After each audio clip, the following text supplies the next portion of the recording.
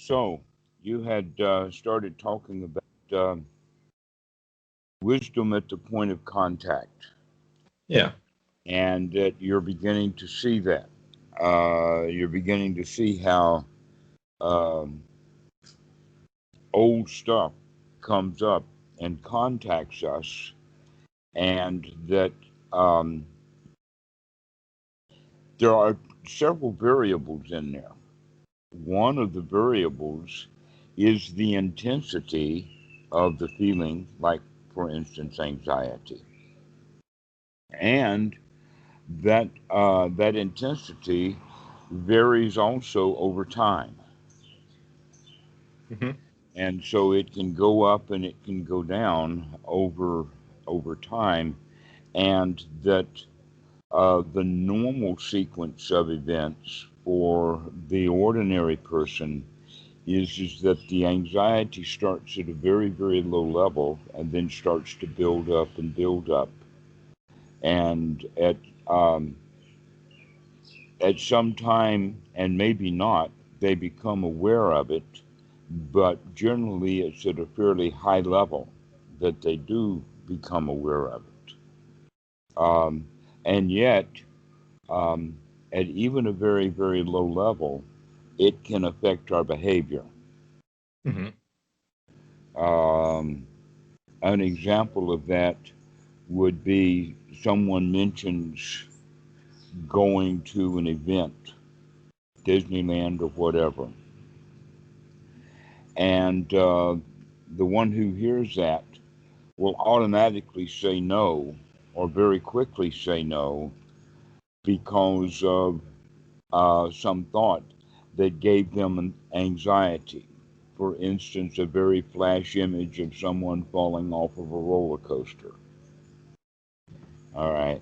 And then that would be then enough anxiety for them to put up a roadblock and say no without even making any other further um, investigations. Yeah. And so this is how we operate in our lives. That sometimes low grade uh, fear will prevent us from looking at it to make sure that it's perhaps not fearful at all. Hmm. In the example, I'm not recommending roller coasters, but I am saying that falling out of one is quite rare, and therefore that needs to be looked at. That many of our fears, and we actually use that language, fears and anxieties, because anxiety is nothing but the expression of fear. The difference between it is that generally when we're afraid and call it fear, we know what it is that we're afraid of, and when it's anxiety, we're not quite sure of why it's there.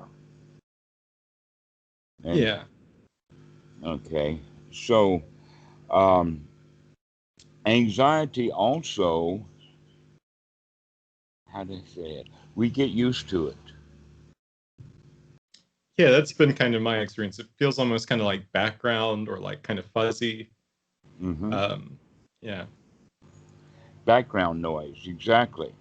Uh, and if you understand radio electronics, um, this is what we call static or interference, and that for sure it's not signal.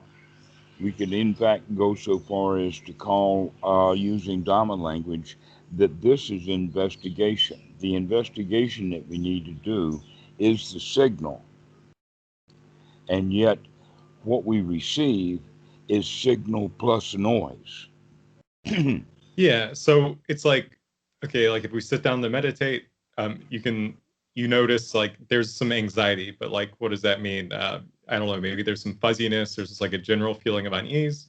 And Hmm. then you like take a couple deep breaths and you notice that there's like, I don't know, tension in the back of the neck or in the top of the head or something like that. Um, so is that more like the signal, whereas like the interference would be like that feeling like when you're not awake, where it's just like more hazy or just kind of like you don't really know what's going on, the kind of ignorance, I guess. Right. We could even go so far as to use another term for it, which would be the blahs. Yeah. Okay, that Laws. Yeah. we feel, how to say it. It's not that, uh, in some cases we could think of the blahs as just having low energy. But another way of looking at it is that, well, the energy is kind of there. It's just that there's something that's preventing it. Kind of like In a other words, there's a confused or hurdle. yeah. And and the hurdle is that fear, um, or anxiety. Hmm. And so, looking at it from the perspective that we get used to it means that people are not really paying attention to it, nor do they know what to do about it. Hmm. But when we're, Dhamma dudes, we have to understand that, uh, we're taking on a kind of a new responsibility of investigation to see really what's going on, rather than, uh, going down the old habit patterns of the mind. Now, um, while I was talking to a student several days ago, we I started using an analogy that seems to fit really well in this case too. And the analogy is that normal people in a normal lifestyle, uh, walking into, say, the mall or, past a shop, that like Dunkin' Donuts. They sell donuts, and everybody likes donuts, and so people will, like and buy, donuts and eat them. But now let's look at the idea that we're going on a diet. Now, we can think of the diet that the dieter goes on is similar to the restraint that, the bhikkhu or the Dhamma dude is putting himself into to restrain things. And so the ordinary person looks at the donut as delicious. The guy who's going on the diet also sees the donut as delicious, Yeah. maybe even more so. But he also, if he's actually going to practice what he's doing, he's going to also see the danger in that donut. Yeah. There is danger in that donut. It's a dangerous thing. That's why we're refraining from it, or, restraining ourselves from it. This is also true that our old habit patterns are also kind of delicious. An example of that would be, um, anger. Anger and anxiety are related, but anger seems for some people to be far more delicious. We're used to doing it, and so, we don't see the danger in it because we have the attraction to it. In this sense, we're using the word delicious. Is that kind of like the delight that you were talking about a couple weeks ago? No, not at all. Okay.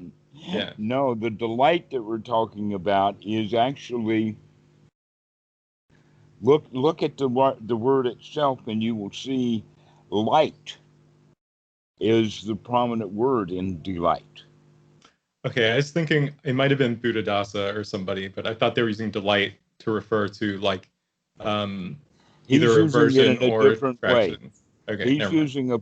using a Thai word that he doesn't quite, know the English well enough, and Oh, gotcha. Santikaro Okay. was using the word delight, and so we can use the word delight in that way. I'm using it in a different way. You asked me how I Gotcha. used it. Okay, how Sorry. Yeah. I just Santikaro missed is it. using the word is differently, and the way that he's using it is exactly this delicious. It's delightful to us in the old way of ignorance, not seeing the danger in it. Yeah. The way that I use delight is like delight in the Dhamma, which is lightweight, free, Yeah. open, not heavy. And the donut itself, eating the donut then might be a delightful taste, but it's not light, it's heavy. The same thing is true. Okay, so another example would be the internet, especially in America, because of politics or whatever, seems quite confrontational. Everybody's yelling at everybody else, and so we can say that underneath the writing of those emails. Now, if somebody's really, really angry, he can't write, he Yeah. can't post. If somebody's really, really angry, they can't do it very well. So we're talking about a kind of a low grade, but in fact, people, when they're angry and typing like that, they feel a sense of power. You want to be angry. Like it Yeah, feels, like you like powerful. right. You like It's anger. better than It's feeling like the like I don't know, like the victim or something like that. Mhm. Yeah. It's delicious. Being Yeah. right, powerful, and angry feels delicious. But that's the normal way that people look at it because of the way they feel. They're not really doing the investigation to recognize that that anger is dangerous. Hmm. Okay. Now we can also apply that same point to anxiety Yeah. to begin to see that the way that we've been living our lives, this anxiety is habit. We do it um, because there's some value in it. There's some delicious quality to it that we take. I wouldn't go so far as to say we take delight in it, but that it becomes a habit. Yeah. Well, okay. I guess like if anger is like a pull towards it, like at least in my experience, anxiety is like a push away from that feeling. Like you don't want to feel scared. So you would like ignore it or like suppress it or something like that. In that, like if I take a couple of deep breaths, like I can feel like the fear or whatever more intently, and that is uncomfortable. So it's like, oh, it's Mhm. better to just be like not awake.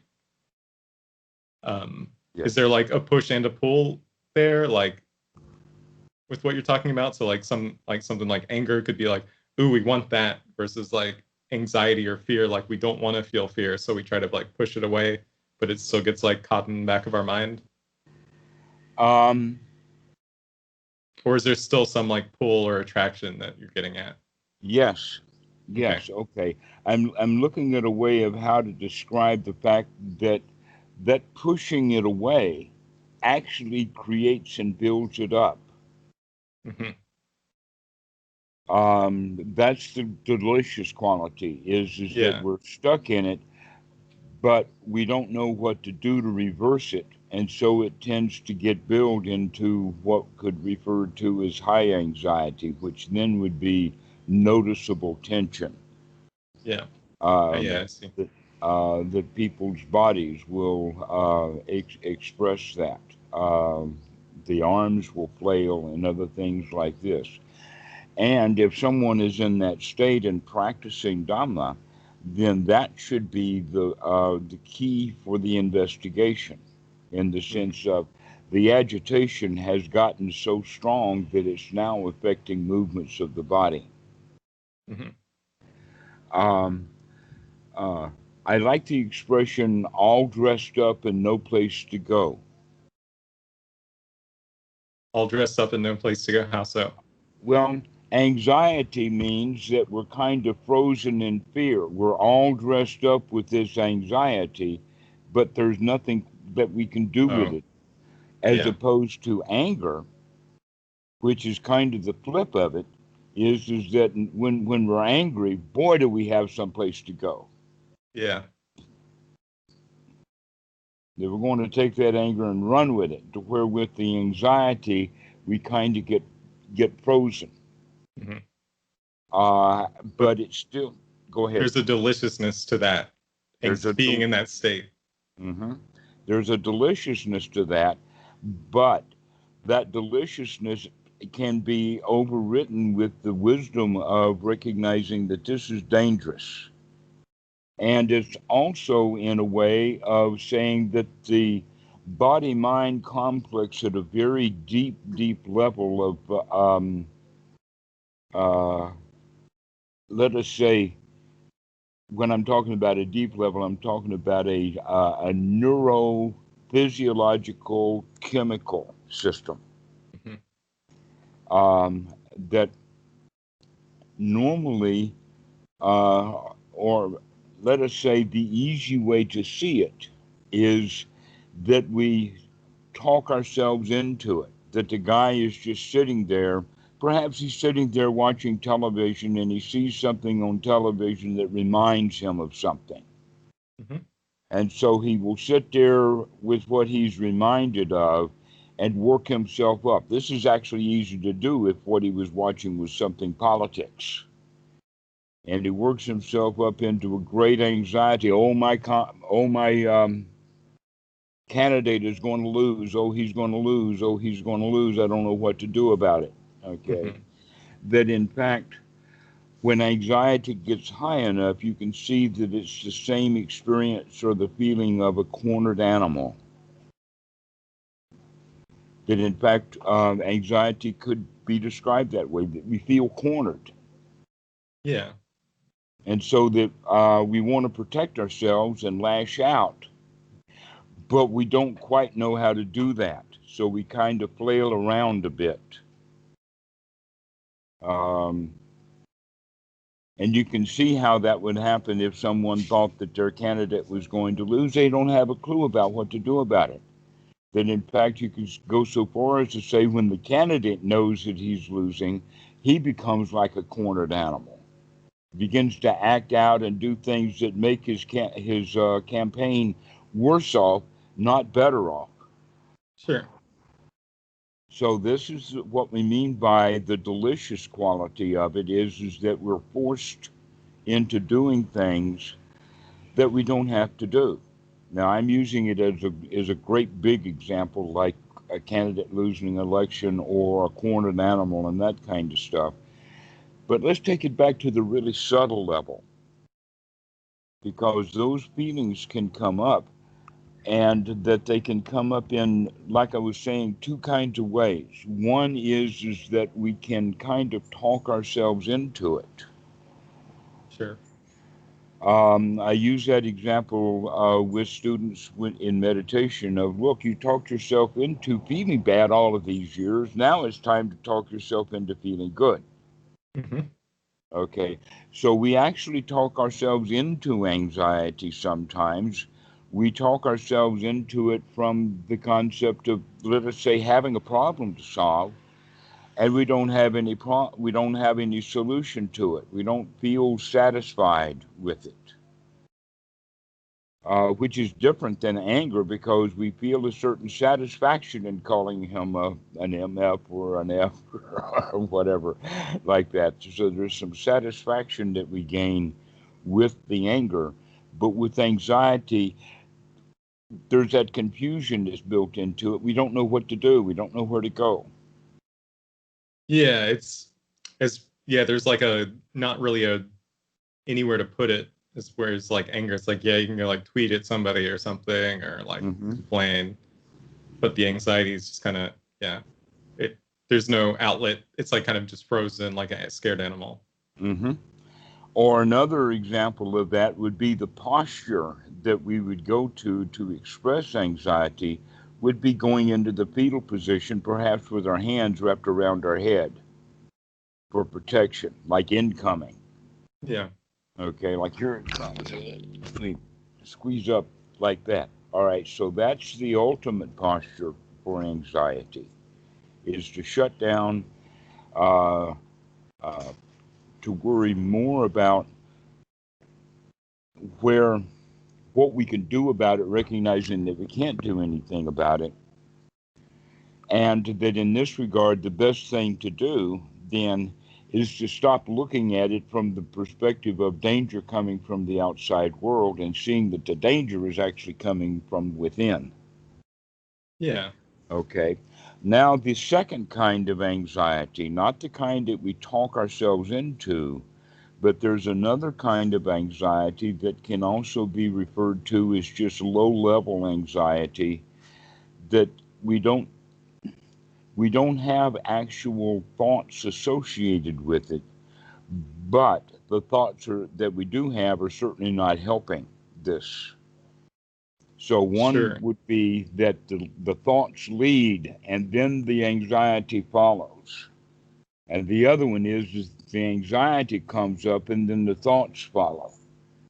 Both of these are possible. And that also we can see that the thoughts then have a whole lot to do with the anxiety, and that we can change the anxiety by changing the thoughts. Yeah. In both But cases? in both Well, cases, yeah, because if we think, well, I mean, yeah, if we think, or like we add the Sankara, is that the right way to use that? Or if we add to the context that we're like uh-huh, entering the dependent origination in, or like, then it uh-huh, would change the outcome. It changed the mental right. image we're coming up with. Exactly. So you can see it this way then. Imagine that the car is pulling a trailer. If the thoughts are pulling the anxiety, then we can actually take the car and go someplace else to take the anxiety someplace else. Mm-hmm. There's also the situation that if the anxiety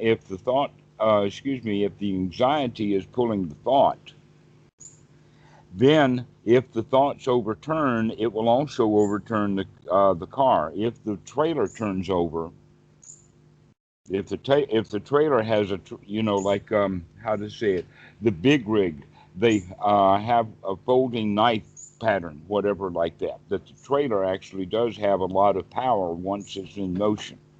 Yeah. Okay, so this is why we're saying that in that regard, the thoughts are what we can control, but by controlling the thoughts, then that deeper anxiety that is actually a chemical system in the body will be modified and repaired. So, an example of the chemicals that are associated with that, and I'm not a, I don't think anybody's even actually worked this out, but we do know that anxiety and anger and these kinds of emotions are associated with chemicals like cortisone and adrenaline. And that adrenaline is fairly short lived and cortisone can build up. Mm-hmm. We also know of brain chemicals like tryptophan, dopamine, and serotonin, and that they're almost mutually exclusive. One group comes out of the adrenaline gland. That's the cortisone and the adrenaline, and that like I said, the adrenaline is short-lived, but both of these things are pumped out of the adrenaline gland, which is located right above the kidneys. Mm-hmm. There's also a chemical pathway that's almost like a straight wire from the reptilian brain in the pineal and pituitary glands system right down to the adrenal gland. Mm-hmm. Okay, with that knowledge, then we can recognize, oh, all we need to do then is change the part of the brain that is actually giving off those bodily chemicals, while at the same time we can do things with the body that is going to help release those chemicals. An example would be is to take a hike, to walk away, Yeah. to get up and walk away. Often we do that when we're sitting at a desk, and in tension and frustration, anxiety, and all of that. And we can go walk to the bathroom and come back. And in that walking to the bathroom, quite a lot of that adrenaline stuff is now absorbed into the muscles, burned off, and is now the stuff that the blood can throw out. But that adrenaline, if you just turn the switch off on it in the adrenaline gland, then it will slowly dissipate. And Hmm. what we mean by dissipate is that adrenaline is a complex amino acid system. I'm not a physicist. I'm just talking in generalities from what I've read and understand about my own body. That when the adrenaline begins to break down, then it goes back into the bloodstream as a kind of a poison in the blood. And if we can get that blood cleaned out, then the adrenaline that's breaking down in the body can get more out. This is where the breathing comes in, because the kind of poisons that are the residue of the breaking down of adrenaline and cortisol actually are small enough molecules so that they can come out in the breathing. Yeah, so we can perspire like through our lungs. You can fire, you can go through the lungs, and the kidneys will pick this up and put it out. Yeah. But So in fact, it's the lungs and the kidneys work together to where the lungs do the small work and the kidneys do the big work. mhm. So it's And go ahead. it's like, yeah, this like feedback system. It sounds like, yeah, I mean, like there's something going on inside of our body where this like stress can build up through the cortisol or like being a response to the adrenaline. Hmm. Um, and then, yeah, we can, if we notice that, like we notice we're anxious, we can go for a walk. That would be one way to be like aware of what's going on. Or we could Hmm. take a deep breath, because Taking that would deep be breaths. a way to like get, like help the byproducts get out of your body. Like that makes sense. Or like, even if you're just like getting more oxygen, just to like, I don't know, give your muscles and heart and Mhm. everything what it needs. About 30 years ago, I recognized that connection, and I have been successfully not just using it, but marveling in it. And that is that if you feel tired or anxiety, or you feel anger, or you feel blahs or whatever, that almost all of them can be cured after 3 or 4 deep breaths. And that would be breathing with the feeling, or like, I guess, breathing with With the the point of contact, investigation. probably. Right. What the style is that notice it well, keep watching it, watch the body. This is very much coming out of the Goenka system. Yeah. Is that you notice it, you watch, you can feel that anxiety or the tension in the chest or whatever. That in fact, the number of different sensations in the body are probably smaller than the number of words that we use to describe those sensations. Yeah. Well, And yeah. when So, I'm talking about them, I'm talking about them in words, but that we're pointing back to a set of sensations in the body that have to do with these chemicals that have come into the body. And that for some people, it's almost like that there's a drip, drip, drip of adrenaline all the time. mhm. And so they're a little bit uptight, a little bit tense. And not only that, but for those people, turning that valve of anxiety or adrenaline on is very easy to do because Yeah. they're in the habit of it. And going back to their, because they're in the habit of it, that's the normal operation. Or you could go so far as to call that's delicious. It's delicious to turn on that adrenaline, to work ourselves up, to get angry or whatever. And so we have to recognize how dangerous that is, even for the body.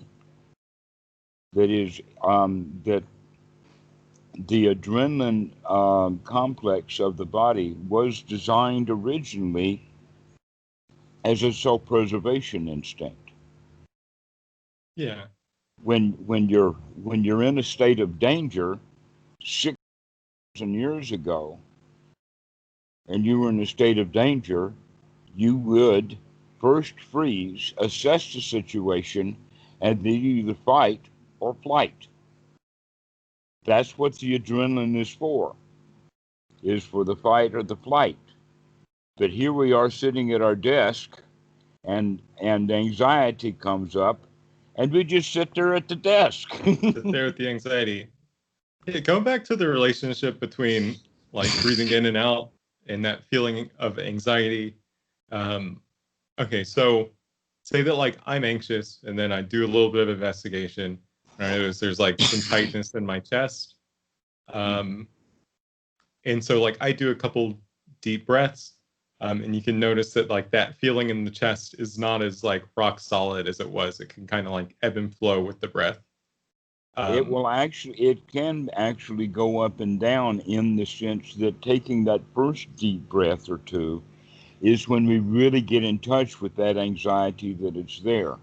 But after the 3 or 4 breaths, we can begin to watch it dissipate. We can see it breaking up. We can see that this breath is now cleaning out the blood enough so that more of the adrenaline can get broken down and put into the blood. And after 4, 5, 6 breaths, unless we're doing things with the mind to keep the adrenaline stuff pumping. So we got 2 jobs. One is to stop the pumping, stop the production of the adrenaline, and then 2, get rid of or dissipate the adrenaline that we've already pumped up. Yeah, I mean, I guess the way I'd been looking at it is like, it feels like there's a real threat.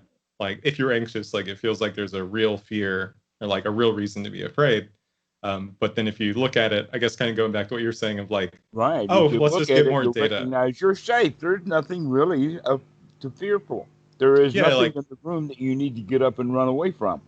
Yeah, it makes sense that there's a physical aspect in that. Yeah, we're able to like flush out some of the, I don't know, like perspire some of these like, I don't know, with the adrenaline or like the byproducts of having like adrenaline and cortisol pumping through your body.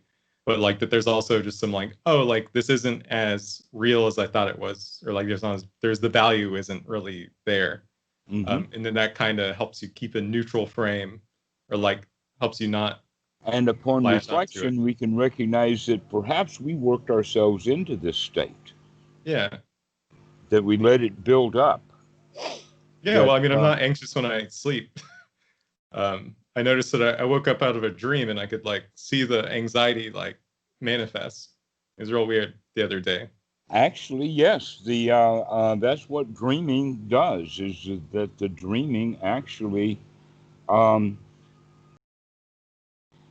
they say that dreaming is working on the unfinished business of the day, or it may be the unfinished business of many days, but it's working out but the dream that we're having then is actually not working it out, it's just working on.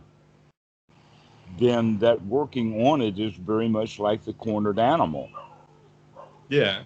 And so you can actually wake up out of a dream in such tension that they even call it a cold sweat.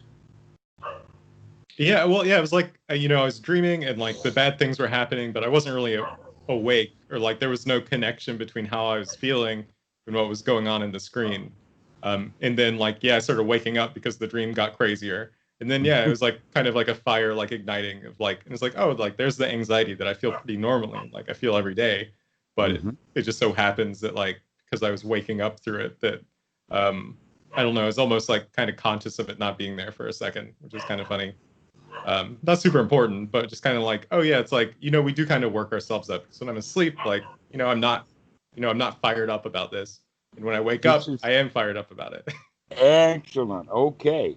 This is an important point, and you mentioned it, which we have to work with on the other side. There will be times when you don't have anxiety. Yeah. And you should be aware of those also from time to time. That, hey, there's no anxiety right now. I feel really good. Yeah. This is actually the quality then of actually recognizing and giving ourselves credit for the third noble truth, that this is actually now in this moment we're free from suffering. We're free from this anxiety. It's not always there. like, I know I talked to you before and I've said, oh, it's just like always there. But, you know, if you pay attention, it's not always there. Third Not noble truth. always there. Sometimes it's there and sometimes it's not.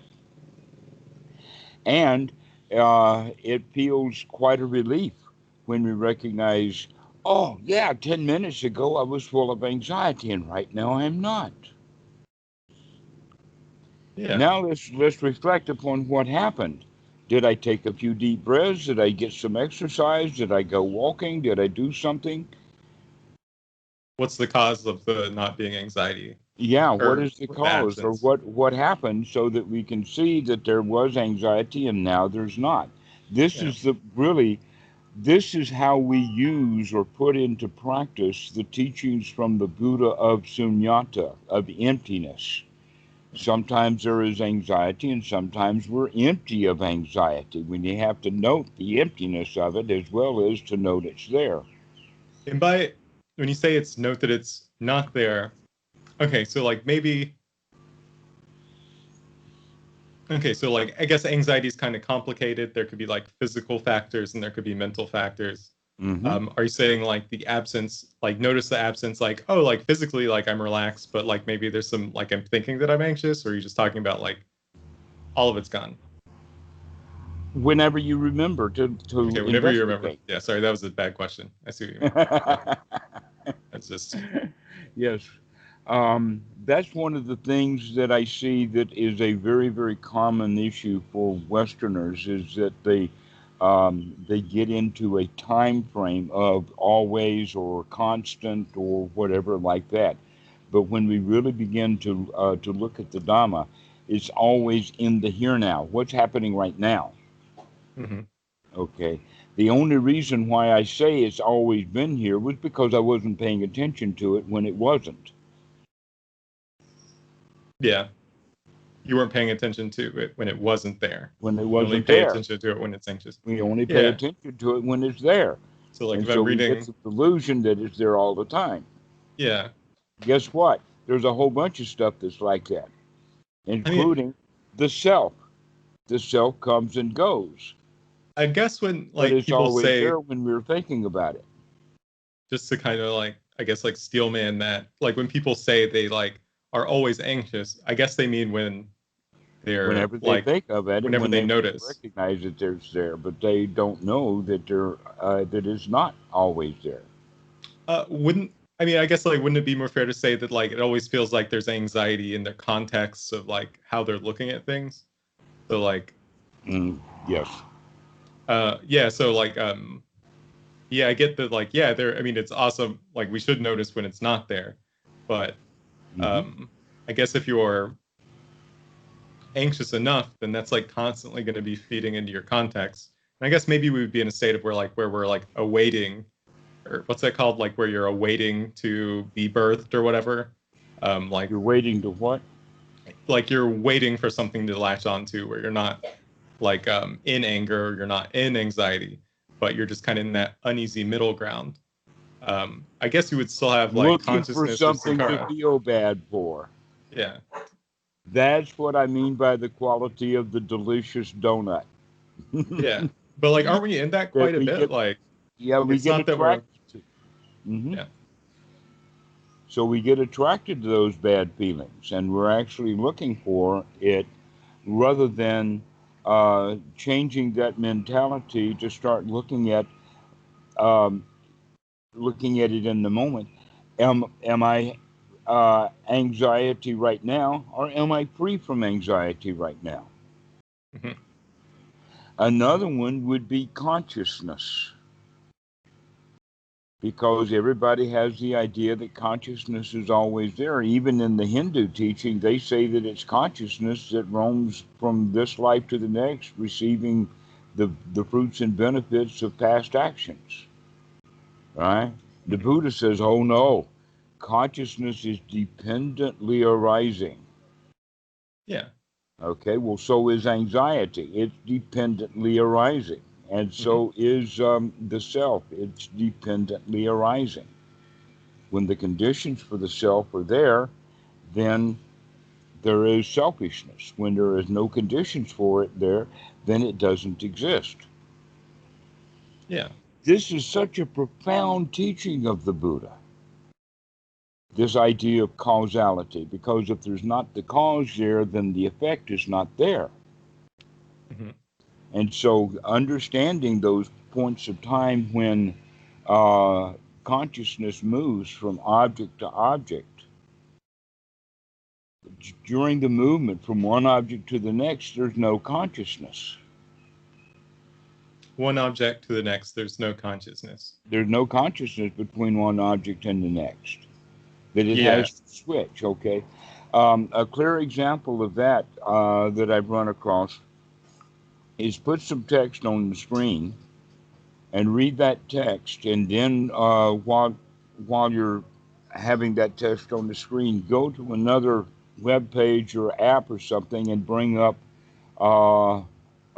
dialogue or discussion or talking. An example would be a movie or a news program or a documentary or something, and then you have another page. And so what you're actually doing now is, can you listen to what's being said and read what you're reading at the same time? The answer is no. Mm-hmm. You can't. You can read a line or a little bit and then hear and then read some more and then hear and then read some more and then hear. And in fact, that's a really good skill to be developed, is to easily switch back and forth between hearing and seeing. Okay, and so you're saying like, okay, between objects, there's nothing. So like, one object could be like something you're angry at, or like one object could be like anger, one object could be anxiety. And we could be flitting back and forth between those like throughout the day or something like that. And so Exactly. that like if we recognize we're in anger, then if we like even that would be kind of like, oh well, I'm not in anxiety anymore. Like it's not constant. Okay. I would go so far as to say the major difference between anxiety and anger is the attitude. Yeah, That I with mean, the anger is more of an attitude of, I'm going to take care of that. And the anxiety is more of, oh no. All right. And so perhaps a better tool to use would be, rather than moving back and forth between anger and anxiety, is moving back and forth between those kind of states and being free from them. okay. Yeah. And you were bringing up the hearing words versus like seeing words. Mm-hmm. It's like an example of like switching between objects, because I guess like, yeah, that's like different senses. So Because that they're would also be different like that. senses, And then the there absence is is even a more clear difference. there's a changeover. Oh, there's a changeover in between them where it's neither. Yeah, there's a changeover. In that changeover, then there's nothing happening. Mm-hmm. I mean, Um, and so, I mean, doesn't this kind of mean like if you looked close enough, there would be nothing there? I mean, like, because you're saying there's a that there gap. has to be, yeah, there has to be a gap because we're kind of looking at like the slideshow, like the objects that we're going in between, and that would kind of like give the experience that we call like, I guess, I don't know, life or like consciousness or whatever we're going through, kind Mm-hmm. of. So yeah, if you would look close enough, there's like no comparison. There's no delta between like, oh, I was feeling like this way, a second ago, and now I'm feeling this way. So there kind of like wouldn't be a feeling there almost. I kind of said that poorly, but if you Well, look close enough and there's only like zero inputs, I guess, like there's no Sankara, then I mean, there would kind of necessarily be nothing. I don't know if I'm mm-hmm. saying that right. Okay. Let's look at it kind of this way. People, especially beginners in Buddhism, have the idea that equanimity is kind of a neutral state and easygoing and all of that. But that gives them the idea that they can be, let us say, this is that steady state place, and that they're down in anxiety, and they think that the easy way to do it is just to come up to that, and now you're finished. But it never works that way. It never works that way.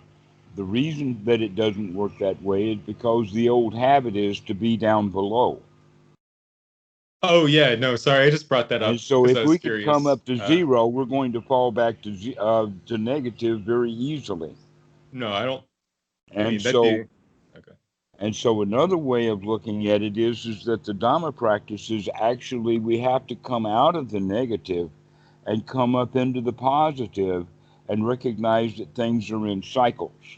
Yeah. But that we have a choice over what part of that cycle that we're going to be in. In other words, if we are in the bottom part of the cycle in anxiety, anger, or whatever, then baseline zero should not be the place that we're. That's not the goal. Yeah. The Yeah. goal would be to gladden the mind, to brighten the mind, to bring it up, to change, to go to the other part of the cycle, so that we get some positive energy going. Mm-hmm. And if you can think of it like that, then if this is the ultimate goal, then you can't be down here and come up to that and rest. But you can come up and then upward like this, and then on this downward slope, that's when it comes to rest. It always, Okay. and that physics has figured that out with even waveforms. Okay, and that the top part that you're talking about, that's like we're talking about point of contact, right? Actually, I was thinking more of the feeling that we have at any particular moment in time. Oh, sorry. So like anxiety, like we can notice that like if we watch anxiety, it's like, oh, like we're anxious, like we feel really bad. Then like there's a Mhm. line where it's I guess neutral, and then we don't like really feel anxious. We would Right. like to notice that and kind of emphasize that like upper part. Um, and so by doing that, like we The remember like, oh, freedom. this isn't all the time. Like, Right. So that we spend a lot of our time on that upper part of the cycle of gladdening the mind, of mm-hmm, letting things be really nice. I'm satisfied. Once I become really satisfied with things, then it will come back to that steady state. But we can't get to that steady state from a negative state. We can't oh go yeah, from minus 10 to zero and let that be. It's not going to happen that way. We need to go from a minus 10 to a plus 100 and then let the 100 come down to zero. That's another way of looking at it. Is that um, our our balance or our neutral state is going to be reachable from a positive state, but it's not reachable on the long term from a negative state. yeah. I see Uh, what you mean. Mm-hmm. right. So we have to actually balance that negative out with a positive energy of Yeah. So we, allow ourselves to feel really good. So here's how we do that in actual operation. I'm sitting here full of anxiety. I recognize the anxiety and I say, aha, I see you, anxiety. And that's the first upward part of the curve. Now we're taking it back up. Aha, I see you, anxiety. And while I'm taking that in breath, I'm checking where is that anxiety? How do I feel it? Is there tightness in this in breath? mm-hmm. If there is, let me experience that tightness as if I'm breaking it up. In other words, there's a point in normal balloons when once it comes up to that point, if you break it, if you put more pressure on, it's going to bust it. Well, that's kind of the way that we're looking at the anxiety is that we're going to fully breathe into it to allow that real heavy tightness in the chest to be there. Oh, okay, yeah, Okay, and then we look at it, we watch it, and then we let it out. That, and then with the relief, the sigh, the ah, and a yeah. lot of that tension will leak right out. Okay, just like now a balloon that is easier to blow up the second time once it's been blown up before. Now, the second time we take that breath, that tension or anxiety is not so strong anymore, but it's still there. And then we take a nice sigh. And while we're doing that, you can see all this body chemistry stuff is changing. I'm changing the physical chemistry of the body through the breathing. Mm-hmm. That an out breath actually lowers the pH. Mm-hmm. How does that happen? Well, I wouldn't necessarily say just the out breath, but the concept of breathing in and out. You know that one of the primary ingredients that comes out of the lungs is carbon dioxide. Yeah. All right. What is carbon dioxide mixed with water? Carbonic acid. Aha. Okay. So when you're breathing out the carbon dioxide that's been building up, you're changing the pH level of the blood. Yeah. If you can recognize that, you can say, wait a minute, that means that all kinds of good things are happening when we're taking those deep breaths, that we can release a whole lot more of those acids than just the carbon dioxide. That you can get rid of the adrenaline too, that we can actually feel that stuff breaking up, the blood moving it out, the lungs taking it in, as well as energizing the blood, making more oxygen available, which the oxygen then is going to help break down more of those amino acids. And so it's a very positive cycle, this deep breathing. So with that in-breath that you're talking about, like where we notice, like, okay, there's some tightness in the chest, we're going to like experience that on our in-breath, but we're going to be positive. And then kind of like, I guess, think or be happy like when you breathe out. So I guess what I'm wondering, like, okay, when we do that deep breath in, we notice, I feel like we aren't like really aware of that tightness generally. Like if I'm anxious, like I'm not aware that there's like, it's actually centered in my chest or something like that. And then when we feel it, there's like an intensity. Yeah, there's like an intensity that kind of arises when we pay attention to it, I guess. And so there's like that upswell that you're talking about, like we're hitting rock bottom and then we're like going back up on the release. We're like, or like, thinking happy thoughts or being positive on the way out. Mm-hmm. Yeah. So I guess like, yeah, I mean, that makes sense. It works. I mean, I believe you. I mean, that's kind of what I've been playing around with. You've already gotten the experience of it happening. Yeah, I need more practice. But yeah, it's like you can, I don't know, I guess like the intensity in the beginning was what worried me. Because like it can feel very intense, I guess. So like for certain parts of the body, I don't know, like Okay, now here's how we can deal with that. The intensity of it built up, but you only became aware of it when it had reached a certain level of intensity. Mm-hmm. Now that you're practicing watching this, you're going to get good at seeing it before it gets so intense. It can be just a tiny little bit of anxiety, and still you can take a deep breath and be free from that. Yeah. All right. That in fact, it's the intensity that's kind of, let us say, my dog just ran it. mindfulness and intensity are inversely proportional. They're inversely related. Mindfulness and intensity are inversely related. Mm-hmm. I would expect like with more mindfulness, the intensity goes up. No. With mindfulness, the sooner you can catch that anxiety, then it's not gotten intense yet because your mindfulness is very good. Oh, mindfulness, generally speaking. You wake up sooner. You don't have to let it grow and build and get intense and work yourself up. You can sometime in that loop, you can wake up. This is dangerous. Yeah. Yeah, and so it does build up kind of in the body. Like I guess like it feels like there's a location sometimes. And I guess like what I was just wondering is that, or like it feels like, the anxiety is building up back of the head or like in the chest or something. And like when I'm aware, it's very intense in those places. And then, after I take a couple deep breaths, it'll be less intense. It'll be able to like process. And then the next day, maybe it's even less intense.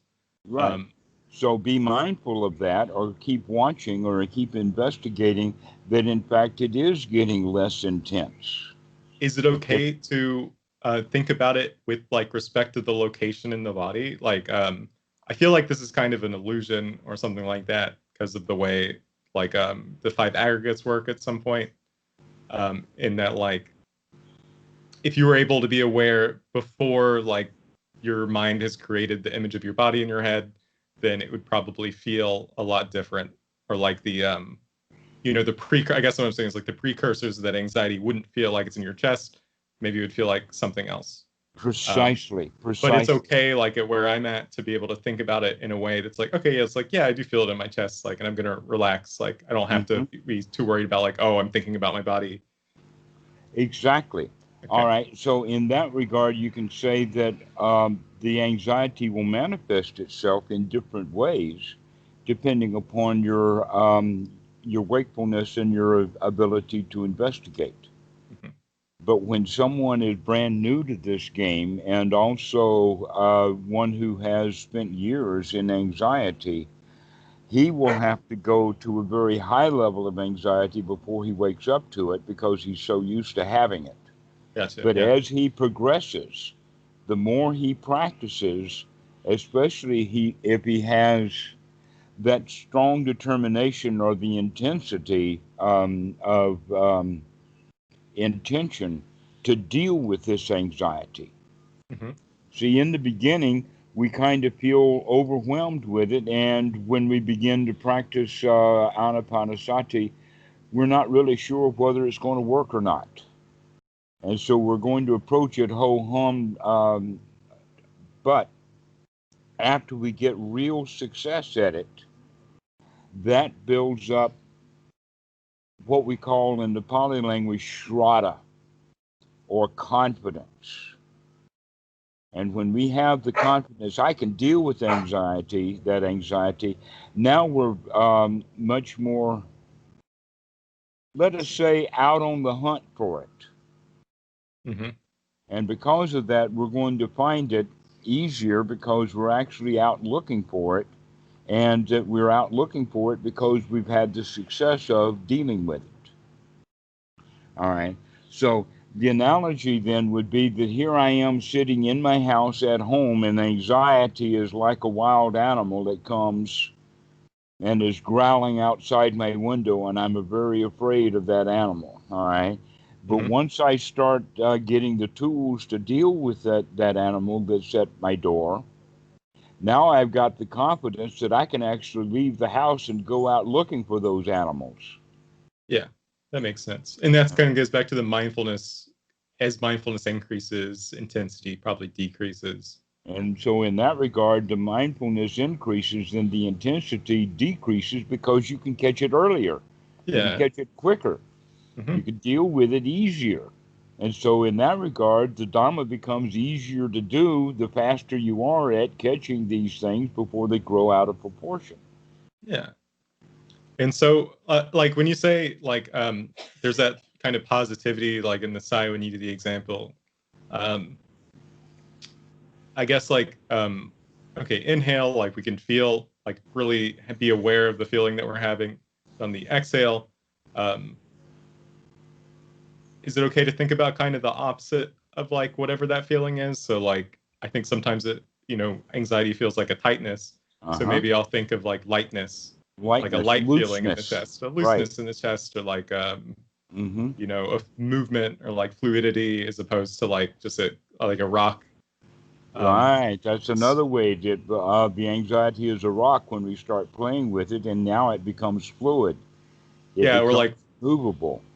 Okay, so we can inject kind of those like positive attitudes, or like, that's exactly the right thing to do, is inject that right attitude. Yeah, we can do this. Right after we talked about that, yeah. Yeah, right. That anxiety is not a rock. Yeah. It's movable. I can play with it. Okay. It's not solid. It's a liquid. It's not stuck. Okay. And another way is that it's not a rock. I can put a spoon in it and take a spoonful out and flick it away. Okay. Yeah. So these are various ways that we can have the imagery that we can deal with this stuff. We can get rid of this one little bit at a time, one little breath at a time, and become free from anxiety. And in that way, you can judge with each breath as you're monitoring your breathing, you can say, "Oh yeah, this anxiety 90%, anxiety 85%, anxiety 50%. 50% is a lot of anxiety, but it's going down." Yeah. Yeah, we could be like appreciative that it's, not the way it was a day ago, or Hmm. like even at the beginning of when we started taking deep breaths, be like, oh, like, yeah, this isn't it's not like constant, it's not permanent. It's not permanent. Ha! Exactly so. That Yeah. in fact that's part of the delusion that we have about anxiety is that it's got me. Yeah, I mean, it feels, I mean, yeah, it has felt very like pervasive and like can't shake it for a long time, but That's being the cornered animal. yeah. But now you're beginning to recognize, no, you're not cornered. You can get up, you can take care of that stuff. Hmm. And that you've got several tools to deal with it. We have one is that we can get up and take a walk. Number two, we can do deep breathing. Number three, we can literally talk ourselves out of it. So we have these three ways of dealing with anxiety. Yeah. But the way that we're not going to deal with it is give it any power any more than it already has.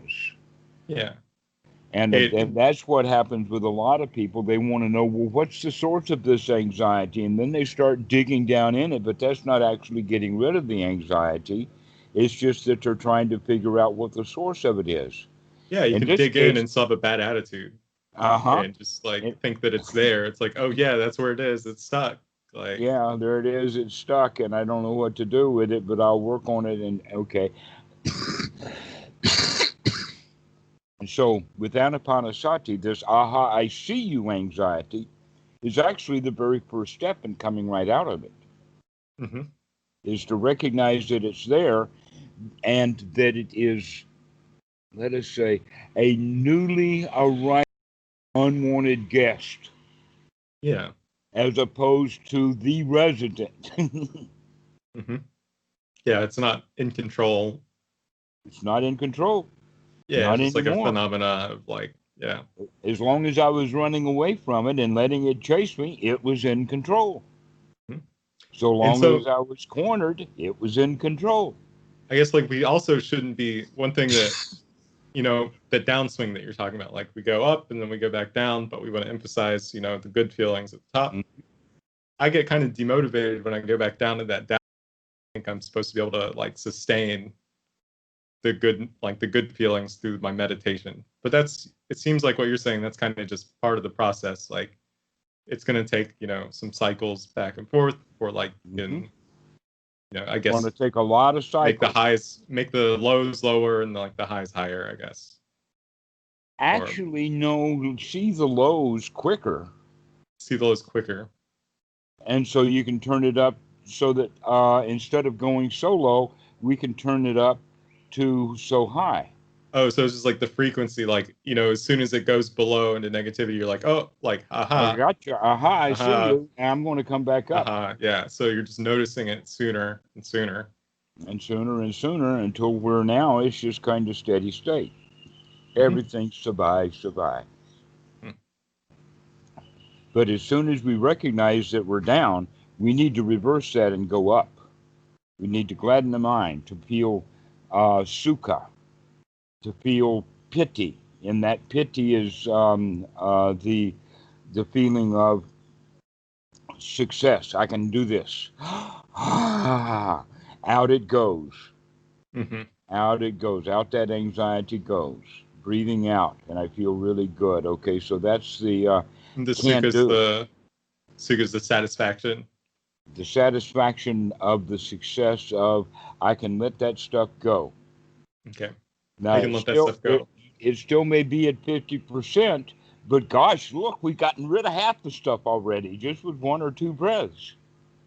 Okay. And sorry, what's the PD again? PD is like kind of the energy or Piti the is the can feeling do of attitude. success, the Oh, can-do feeling of attitude. okay. The kind of feeling a lot of people don't really understand pity like that, but let us use the word pity in the sense of what's the best you can feel. If you feel the really, really best, what's the top of the line? The top of the line for feelings is the feeling of success and satisfaction.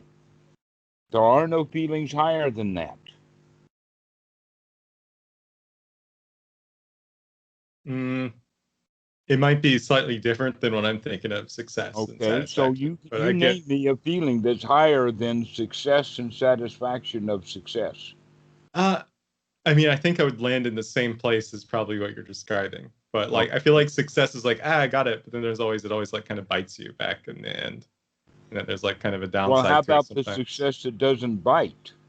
Yeah, like yeah, okay. If we remove all downsides, then yeah. Okay. So success, the reason that I'm mentioning it that way, or let me give you this example. Why do we have Olympics? See who the best in the sport is, I guess, or Yeah, but who's the best?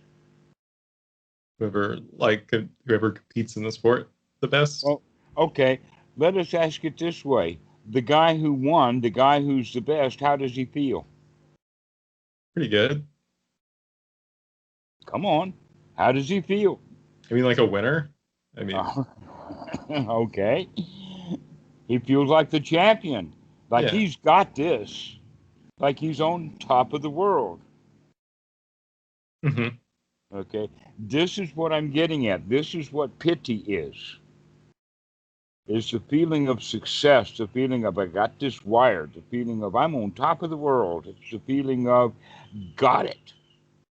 I mean, like if I had to, why not like everything's okay, like or just like equanimity or something like that, or just being like, I mean, I feel like that's like, Everything that's okay then is the satisfaction that arises with pity. mhm. Okay, so let's just draw this analogy. Imagine that you've got a boxing match. And at the end of the boxing match, never mind any details of the boxing match, at the end of the boxing match, you have a winner and you have a loser. Mhm. Believe me, the loser, when the fight is over, he's really glad it's over. Mhm. He's satisfied that the fight is over because now he's not getting beat up anymore. Yeah, I mean, okay, yeah, success in this task makes a lot of sense. So Like, there yeah, is like, success in the loser. He's satisfied that the fight's over, yeah. but he doesn't feel as good as the winner. Hmm. The winner's glad the fight's over, Oh, but it's also he's successful that like what because they did it worked. Um, yeah, he that did he did the work that needed to be done, and now yeah. the job is well done. To where the other guy, the loser, he lost. The job is finished, but it's not well done. Hmm. So this is where the Buddha talks about the job well done. And we have the satisfaction of doing the job that needed to be done. We're successful at that job. This is pity. Mm. Yeah, I get what you're saying. Yeah, I'm just quibbling. I don't know how to say that word, but Well, our culture doesn't have a whole lot of this stuff. We don't think about these things very much. yeah, I guess just like when you first like I get what you're going for when you first brought it up. Maybe I was just being too critical and be like, oh well, like in that case, like if you're thinking about success, like ooh, you're gonna be like, oh, I won this way.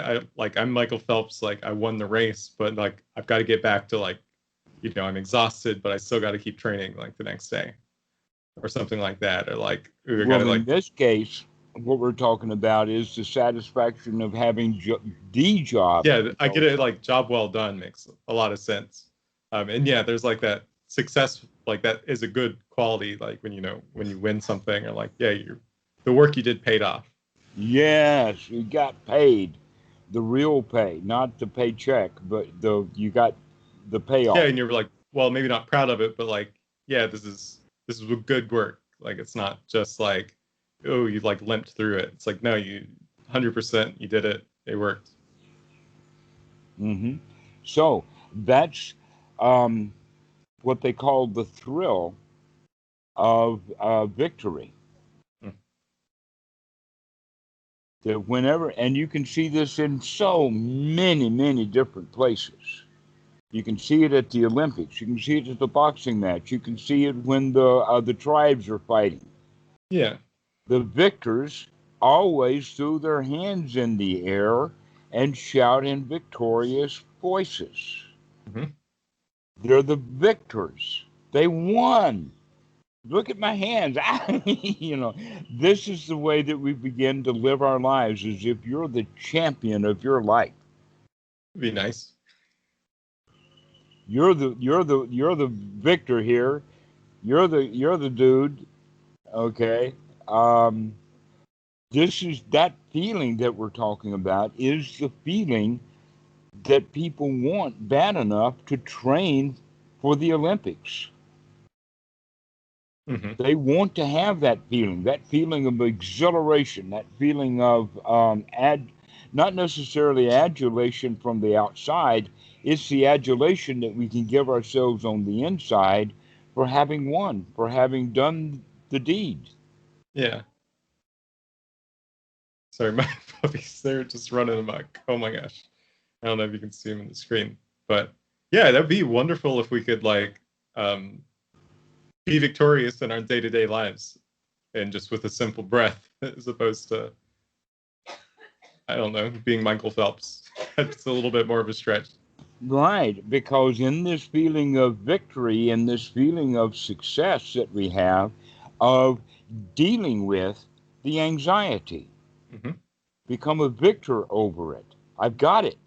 It may not be finished off yet, but look at the success that I've gotten so far. Yeah, and then in that way, you'd be able to walk through life with you know, a little bit more agency, like being happy. Well, maybe like when things arise, you feel like you can deal with them as opposed to Right. So that be a attitude, victim. then I can do this Yeah. one too. If I can do that, if I can get rid of half of the anxiety and get rid of the rest of it too. Yeah. Next breath. And Yeah. one more Next breath. breath. Yeah. I mean, I've noticed sitting like it, if you deal with one and then another emotion pops up, there's a little bit more like, yeah, I can do this. There's another I one. can do that one too. I can Yeah. do this. Mm, That's the cultivation of the feeling of pity. mm, It's a feeling of satisfaction based in success. That in fact the Buddha gives a list of these, and in the Pali dictionary, the word idia is defined this way. hmm. The Pali word idiyapada, the word pada here is like a pedestal or the foundation, and the foundation or the base of spiritual power is these four items that you find on the Eightfold Noble Path, and that is investigation and effort and waking up, mindfulness, and the attitude. And with those four, uh, like the four legs of a horse, have power together. Hmm. And so it gives you the power. And this power, the idia, is referred to as spiritual power. Now, there's a similar word in the Sanskrit called siddhis, and these are the magical spiritual powers. We're not talking about magical spiritual powers, and the magical spiritual powers you probably heard of diving in the dirt and swimming as if it were in the water, walking on water, walking through walls, That clairaudient, sounds pretty clairvoyant. cool. Well, it sounds pretty cool as a concept, but it doesn't happen. Yeah. Okay. But there is real power that can be had. You can, with the foundations of mindfulness, you can bring up these powers. The first power is the power of feeling secure. Things are not dangerous. Feeling safe. Things are not dangerous. Feeling content and satisfied. And now the next one is this feeling of success. Mm, And then one more I'm going to add on top of that to, to crown it all off, and that is the feeling of wealth, mm, feeling wealthy. guess what? Most rich people, even when they talk about having wealth, they don't feel wealthy. They feel like they want more money, more and more and more. Someday, if I get enough money, I'll finally feel secure and safe and healthy and wealthy. And it doesn't happen So like because of the habit of wanting. And so they continue in the habit of wanting. They continue to have the anxiety, thinking the anxiety itself is going to help them get wealthy, but all it gets them is money. yeah, they don't have the inner qualities or the Doesn't have that inner quality of really, really wealth. And that this wealth is actually the quality that we want to generate in let us call it the Dhamma crowd. Those that are people who are interested in the Buddha Dhamma, we work on a model of generosity Hmm. rather than a business model. A business model is you pay for what you get.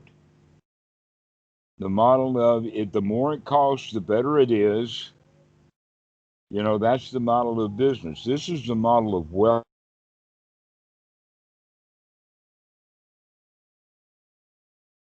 That I it don't know. just leaks out. Yeah. The analogy that I would use is when we first start practicing Dhamma, we're like an empty bucket. And that we begin to turn on the Dhamma tap. And we slowly, slowly, slowly begin to fill up with the Dhamma, just like a bucket slowly, slowly, slowly fills up with the tap on. But pretty soon, the bucket becomes full of it. And what is it going to do? It's going to leak out over the top in all directions. So the wealth is like the impact that you have on the people around you. That's the impact that you're going to have on the people around you with the Dhamma, and that impact that you're going to have actually has a particular label. Hmm. These are the Brahma Viharas, or Metta, Karuna, Mudita, Upekkha, is exactly the Dhamma that leaks out of us. That's amazing. Yeah, I'm super glad that there's like a wealth that helps the people around you. Mm-hmm. So once we have joy on the inside, we naturally meet other people in joy. And let us say that you've got a father-in-law or a dad or someone who is just constantly grumpy.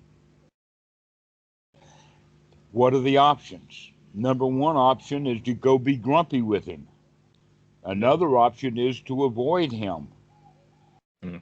But the option that we generally don't have is to go and be joyful with him. He grumps, you joy. He grumps, you joy. He grumps a little less, and he's beginning to smile, and you joy some more. And pretty soon he's coming out of his grump. Yeah. Yeah, that'd be the best But option. most people don't have that much joy. Believe me, people who are grumpy, their grump is like a donut that they're eating. It's so delicious to be grumpy. Hmm. But you've got to be even more delicious joy. And so this is the way that we start dealing with the world, but we have to have it. We have to have that bucket full of Dhamma so that it does leak out. Hmm. Okay, so we cultivate the inner joy, like I guess like deal with whatever's going on in our world, and then eventually we have enough kind of joy that it like leaks out to the world Right. around us. Or Yeah. overflows. Right. You meet the whole world with joy. Hmm. And so they grump and you joy, and they grump a little less and you joy a little more, and they grump a little less and you joy a little more, and pretty soon they're getting joy too. I feel like it usually happens the opposite way, or like It somebody's always grumpy and then happens the other I'm way. feeling good, and then it's like, oh no, I'm feeling grumpy Right. now too. And he comes in and serves you grumpy donuts, and you think they're delicious, and so you start eating grumpy donuts too. Yeah, that sounds like heaven. If you get to be, yeah, indifferent or not indifferent, but joyful, like in even when the people around you aren't joyful, or like Mhm. if you could spread that, even if like you could notice they're not joyful, if you could maintain your joyfulness and then also spread that to them. Right. So this means that we have to have it on the inside, which builds up practice over time. The Hmm. very same joy that you have in dealing with the anxiety, aha, is going down. Aha, I see you, anxiety, you're getting less. Or where is you, anxiety? You're gone now. Ha ha. That same joy then is how you're going to deal with the world. Hmm. Because the grumpy guy has all of that same anxiety. Now, you're not Yeah, going I to mean cure they're him of the his same as we are. grumpiness. You're just going to meet him in this moment to bring him out of grumpiness.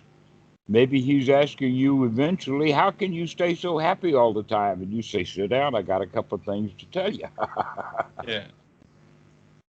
But yeah, and that way you can spread it around, or like you could, I don't know, yeah, just make people's days a little better. Hmm. And so we've talked about it. We can talk about the Brahma Viharas more. In fact, there is worth a whole series of talks. Yeah.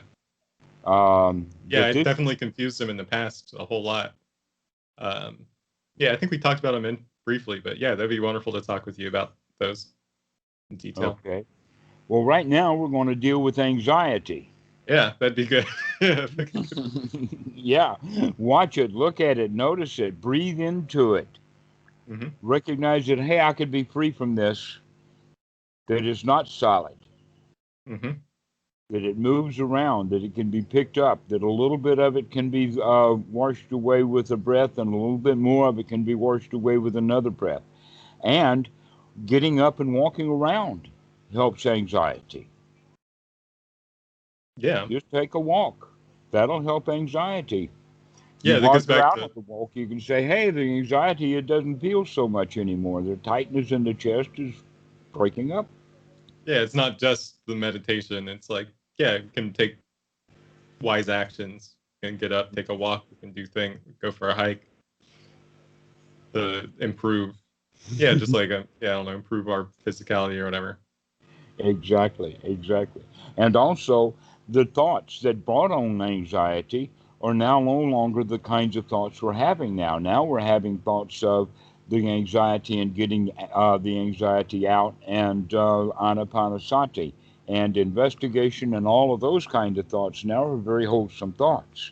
Hmm. Normally, the anxiety comes because we were having unwholesome thoughts that we weren't mindful of. Yeah. By unwholesome thoughts, you mean like, it doesn't mean just like verbal thoughts.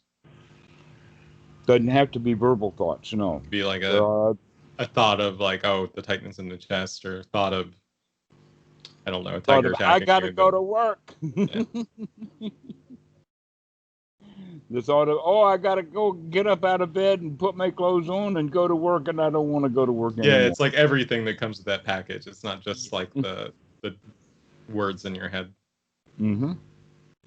And so, um, being aware to wake up. How quickly can you wake up to that anxiety? The quicker you wake up, the less of it there's going to be. Let us say it like this, that you have a certain thought pattern that creates anxiety, and you have that thought pattern for 5 minutes, you're going to build up a lot of anxiety in 5 minutes. But Hmm. if you can catch that thought pattern after only 1 minute, now you only have 1/5 of the anxiety to deal with. Yeah, the sooner you catch it, the less you have to deal with. You can Hmm. go deal with, I don't know, the all the other baggage. So the sooner you can wake up to this stuff, the easier it is to deal with because there's not so much of it. Hmm. Doesn't build up. And then we can take those deep breaths and give ourselves good, happy thoughts. Oh, wow, I'm free from anxiety now. I'm glad I caught that. Those are the kind of thoughts. And then you can have the thought of, wow, this is third noble truth. No anxiety here. I can see there's no anxiety. Hmm. Spend some time looking at it, and what does it feel like when you do feel good? Yeah. What does it feel like? Free of anxiety? No anxiety. There's none here. Free from fear. There's no fear. I'm not. There's no fear here. Free from anger. There's no bad feelings at all. Isn't that marvelous?